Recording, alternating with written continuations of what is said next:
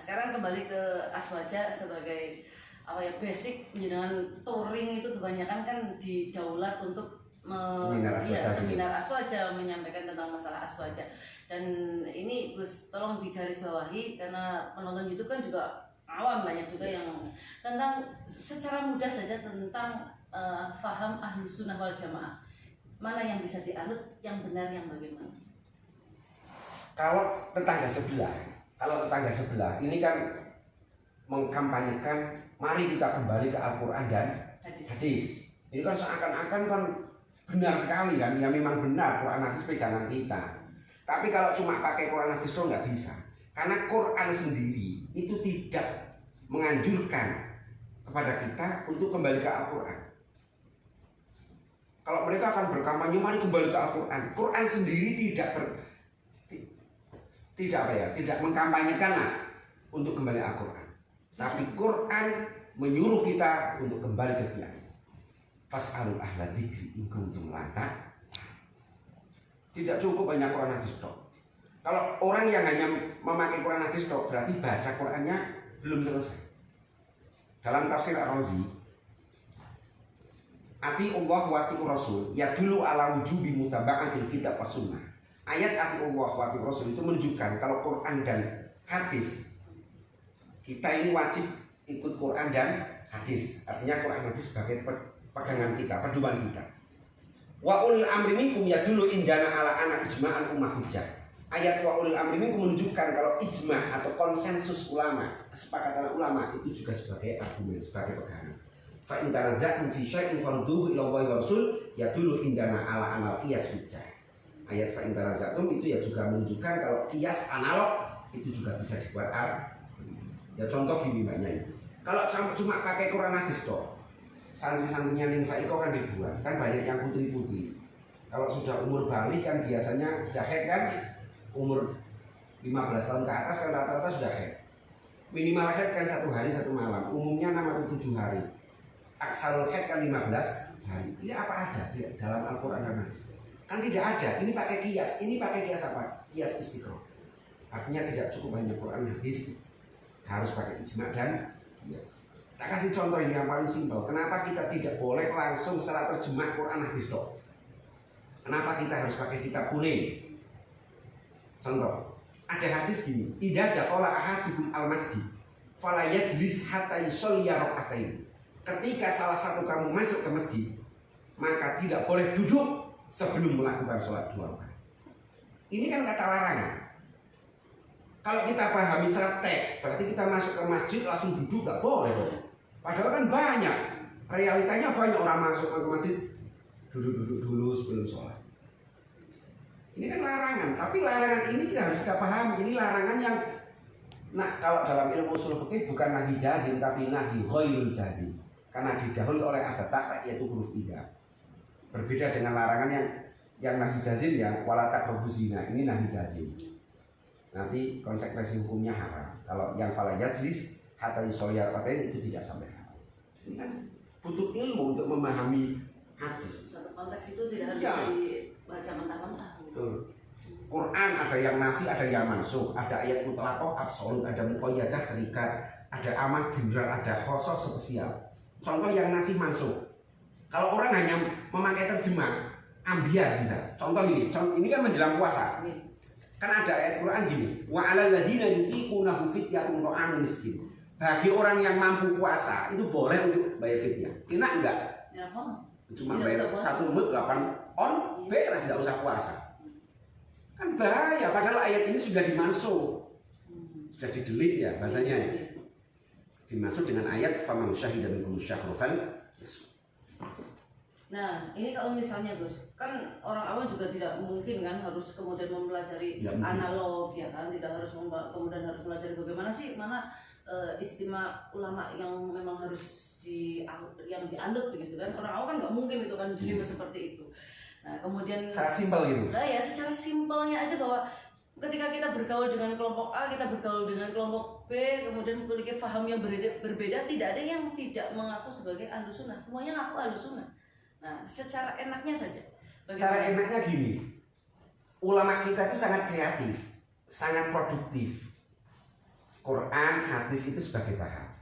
Nah, yang meracik itu para ulama dengan membuat kitab kuning. Mungkin kelas awam, orang-orang kampung ya cukuplah pakai Safina, pakai Fathul Qorib. Dan di Laksana Komputer sudah ada juga terjemahan kitab Nah itu sangat memudahkan untuk orang awam, Aqidatul Awam.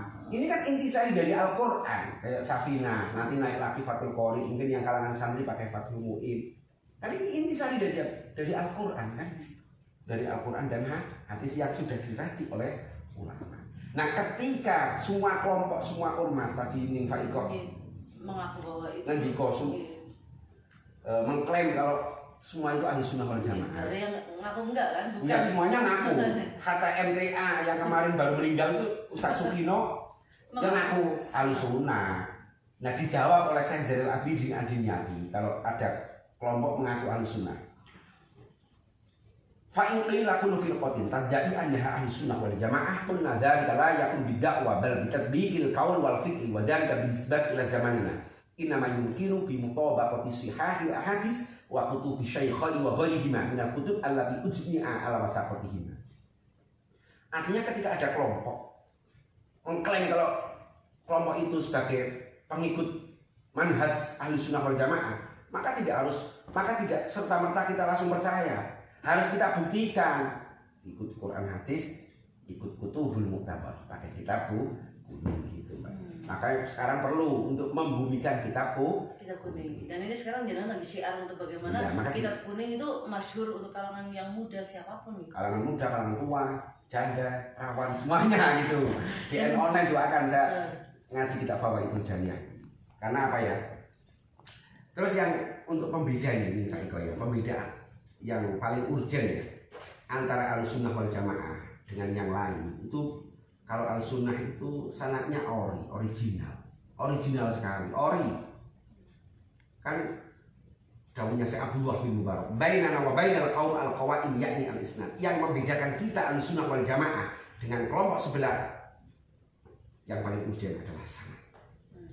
Kalau kita kan punya sanadnya, jelas kok sanad kita kok. Contoh kayak saya ngaji di Pondok Ploso, Mbah Yai Ploso ngaji dengan abahnya, berarti Mbah Yai Jazuli, pendiri Pondok Ploso. Mbah Yai itu adalah santri kesayangan Mbah Yai Hasyim Asy'ari. Beliau adalah pakar Basul Masail.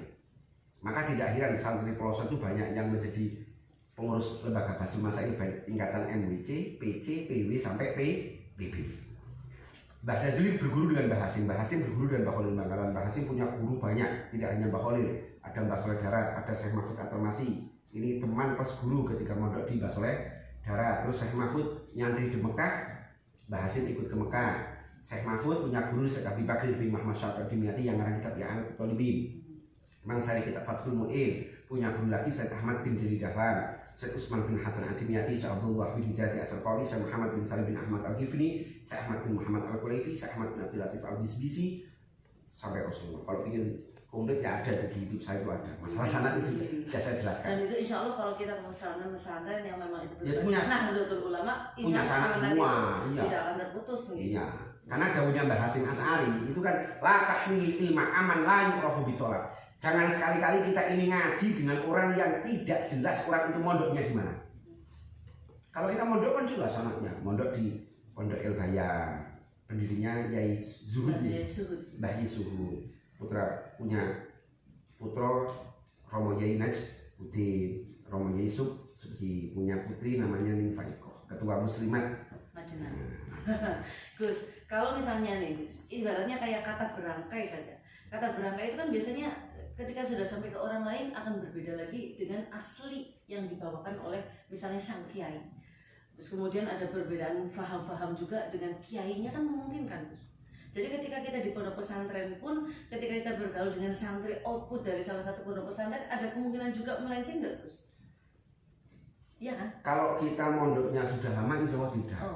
Karena kita akan tahu ini yang benar mana, yang salah yang mana. Ya seperti gini, di dalam kitab kuning itu kan sering antara ulama itu berbeda pendapat biasa. Makanya kan ada rumus, ada ini rojih, ini marjuh. Rojih berarti pendapat yang unggul, marjuh tidak. Ada yang muktamad, ada yang ghairul muktamad, kan ada istilah ilmu fikih kan ada. Ya harus tahu lah. syaratnya yang mondok ini nggak hanya 1 tahun 2 tahun. Ngelipetnya sing suwe, harusnya agak lebih lama lagi. Jangan seperti saya cuma 4 tahun di Ploso. Tapi ngalimnya sudah luar biasa. Harusnya lama, minimal 10 tahun kalau mondok.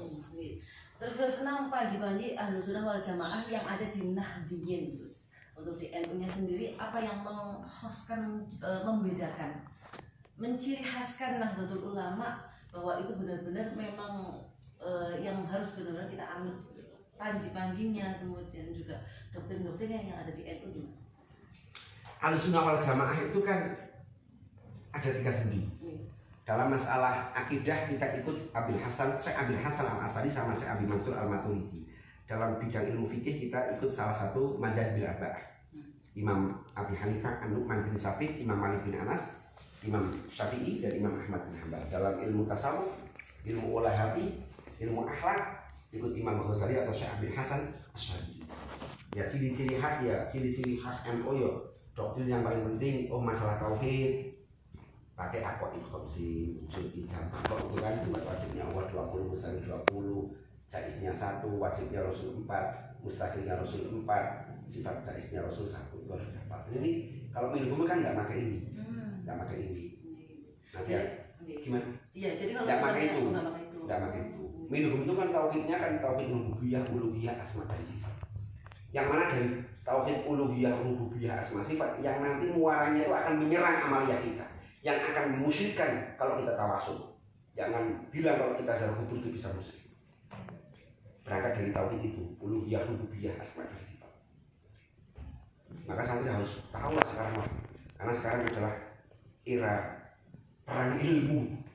Era perang ilmu, terus kemudian juga bagaimana kemasyhuran ya Gus. Jadi kalau yang misalnya sesuatu yang kira-kira memang sudah banyak followernya itu dianggap benar, itu dianggap benar, dianggap utabar, padahal mondoknya nggak jelas. Makanya berbahaya. Santri harus tampil, tidak hanya boleh caranya apa ya, maido dok. Kok mari kalau kiai kayak orang mondok, kok mari kalau ustadz kain. Tidak hanya boleh apa ya, maido bahasa Indonesia ya mencela. Nah, tidak hanya boleh mencela, kita harus tampil. Jadi harus tampil, harus jihad, feel medsos. Sudah kadang mengkultuskan apa ya, Gus Ulil gitu loh. Ini followernya Gus Ulil mau. Ternyata Ulil nggak pernah mondok, ya. Maka harus mondok lah.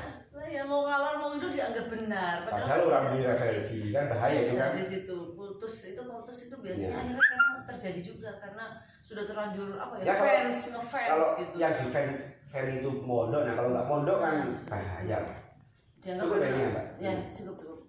Dan terakhir Gus, untuk generasi muda NU, untuk tentang masalah keaswajaan yang jenengan sekarang gaungkan kemana-mana untuk di kader, terus kemudian di acara-acara itu gimana Gus itu?